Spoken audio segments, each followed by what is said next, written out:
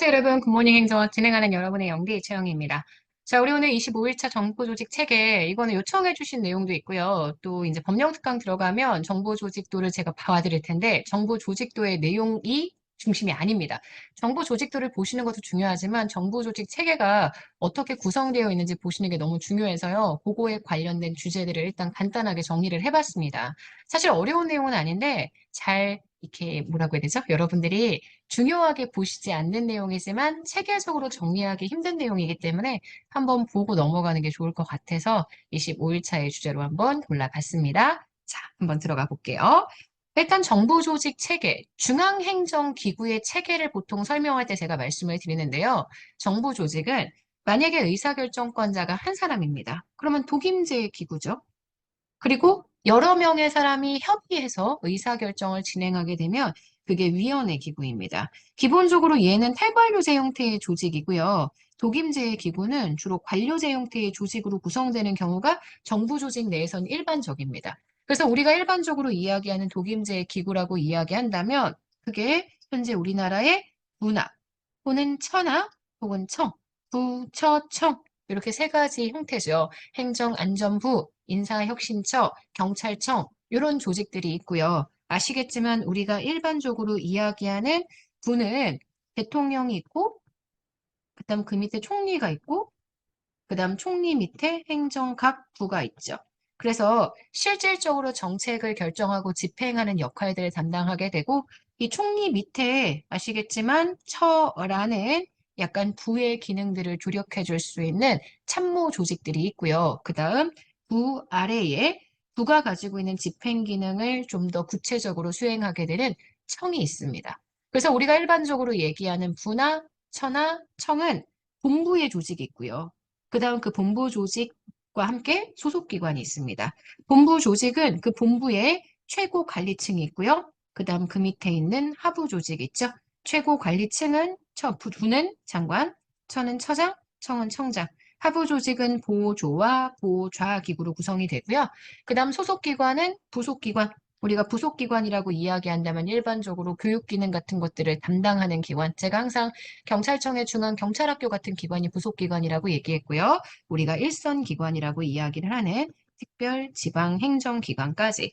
그래서 보통 독임제 기구라고 이야기한다면 본부 조직이 독임제인 거죠. 그래서 본부 조직이 지금 보시는 최고관리층, 독임제의 최고 의사결정기구, 그 다음 하부기관 혹은 하부조직이라고 표현하기도 합니다.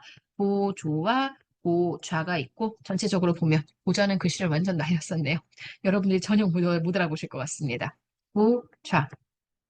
그 다음 본부 조직 말고 소속기관이 있고요. 소속기관은 부속기관과 일선기관 이렇게 들어가게 됩니다. 자, 그 다음 이거와 별도로 또 위원회 형태의 조직이 있죠. 사실 우리나라의 위원회는 진짜 많지만 위원회 중에 중앙행정기구로서의 위원회는 제가 늘 말씀드렸던 것처럼 금, 방, 공, 원, 권, 개입니다. 6개고요. 이 중에 방송통신위원회만 대통령 소속이고 나머지 금융위원회나 공정거래위원회, 원자력안전위원회, 국민권익위원회, 개인정보보호위원회는 다 국무총리 소속입니다. 그래서 이 본부 조직을 다시 상세하게 구분을 하면 최고 관리층과 하부 조직. 하부 조직에는 개선의 기능을 담당하는 조직과 참모의 기능을 담당하는 조직. 개선의 기능을 담당하는 조직은 장관 밑에 차관이나 그다음 실국장, 고위공무원단이죠. 사급 과장급들이 있을 거고요. 참모 조직 보좌 기관은 차관부나 심의관이나 담당관 등의 기구로 나타나게 됩니다. 소속기관은 부속기관과 일선기관이 있고요. 부속기관은 교육훈련기관이나 자문기관 등입니다. 행정기관의 직접적인 행사를 임무로 하는 기관에 부속해서 그 기관을 지원하는 행정기관이고 일선기관은 특별 지방행정기관이라고 얘기하죠. 국가의 지방행정기관이다. 뭐 이렇게 정리할 수 있을 것 같아요. 그러면 일단 정부 조직의 체계는 좀 보이지 않을까 싶습니다. 자, 그러면 문제 한번 볼게요. 자, 1번입니다. 2018년 국가직 9급에 출제가 되었던 문제고요. 제가 최근에 풀어봤었던 모의고사, 기출모의고사 문제이기도 했습니다. 자, 부속기관은 행정권의 직접적인 행사를 임무로 하는 중앙행정기관에 부속해서 그 기관을 지원하는 행정기관입니다. 소속기관이 부속기관과 일선기관으로 나뉜다. 이렇게 정리해주고 들어가면 편하거든요. 그래서 1번 맞는 선지고요. 2번입니다. 보조기관은 행정기관이 그 기능을 원활하게 수행할 수 있도록 기관장을 보좌한다. 하부조직은 하부기관 또는 하부조직이죠. 하부조직은 보조와 보좌로 나뉩니다. 지금 보시는 요거에 대한 설명. 기능을 원활하게 수행할 수 있도록 기관장을 보좌한다. 행정기관의 목적 달성에 공헌한다. 요거는 보조가 아니라 보좌에 대한 설명으로 봐주셔야 돼요. X고요. 하부기관은 중앙행정기관에 소속된 기관, 하부기관이 하부조직인데 이건 소속기관과 다르죠? 요거는 소속기관에 대한 설명입니다. 그래서 우리가 일반적으로 얘기하는 소속기관은 중앙행정기관에 소속된 기관, 특별지방행정기관과 부속기관 말하고요. 방통위, 공정거래위원회, 소청심사위원회, 행정기관의 소관사무에 관해서 자문에 응하거나 조정, 협의, 심의, 의결, 복수의 구성원으로 구성되어진 합의제 기관이 위원회 조직입니다. 당연히 행정기관입니다. 물론 위원회 조직 중에 아시겠지만 우리가 자문위원회 같은 행정기관의 역할을 정확하게 하지 않는 그런 위원회도 있지만 지금 문제에서 언급하고 있는 방통위, 공정거래위원회, 소청심사위원회 다 행정위원회들입니다. 행정기관이죠. 4번 그래서 틀린 선지고요. 정답은 1번입니다. 자, 2번입니다. 2008년 국가직 7급에 출제가 되었던 문제고요. 중앙행정기관의 차관, 실장, 국상, 국장 이들은 보조기관이지만 차관보는 참모, 다시 얘기해서 보좌기관에 해당합니다. 1번 X. 그래서 1번이 정답이고요.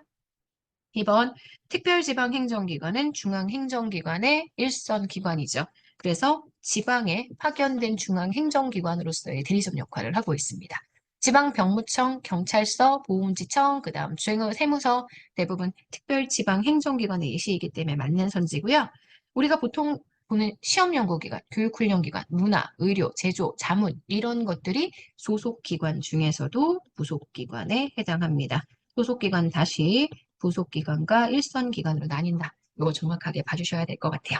자, 여기까지 보시면 이제 이번 문제까지 정리를 했습니다. 정답은 1번이에요.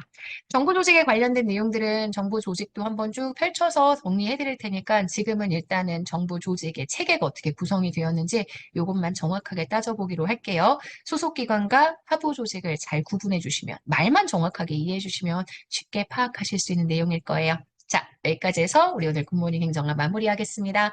우리 내일 아침에 또 만날게요. 여러분, 오늘 하루도 여러분 거예요. 내일 아침에 볼게요. 안녕.